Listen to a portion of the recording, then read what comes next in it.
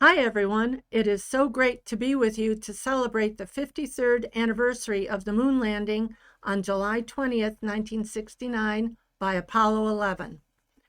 My name is Hazel Sekac Banks, and I worked for NASA from 1965 to 1971 during the Gemini and Apollo programs. I was hired as a clerk stenographer, and back in the 1960s, a clerk stenographer was a secretary who took shorthand and transcribed it to English. In case you don't know what shorthand is, you're looking at an example.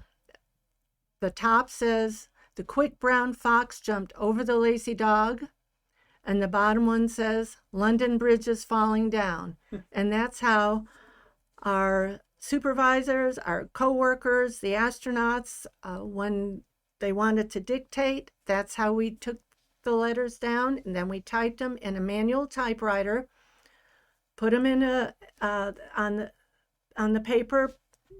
They signed it, and we put them in an envelope and mailed it, old-time mail. I took dictation not only from my boss and co-workers, but astronauts as well.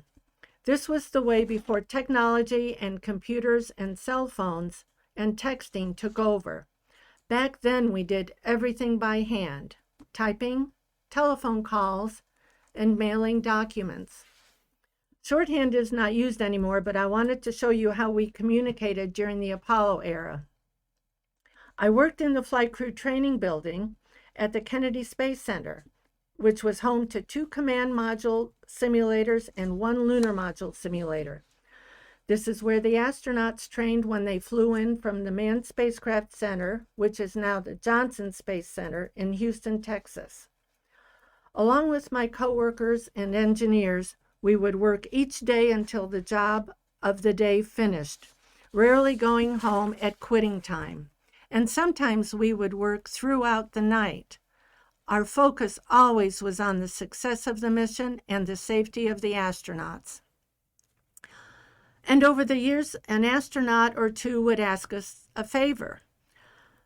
Can we drive a new automobile they purchased from a local Chevrolet dealership in Melbourne to their home in Houston and drive their old car back to the dealership in Melbourne? That was so much fun. We would do that on a long weekend. It would be about 16, 18-hour drive to Houston, and that was before the interstate. And then we'd get home at whatever time, midnight, 1, 2, 3 o'clock in the morning, and we would go to work the next day. Thinking back to that special time, I realized more and more how much the Apollo program gave our country goals, discipline, role models, and heroes. When the entire world looked upon us with admiration and expectation, our only choice was to succeed, and we did. Apollo opened the doors of opportunity to the world, and today's technology and space exploration endeavors are proof of our achievements.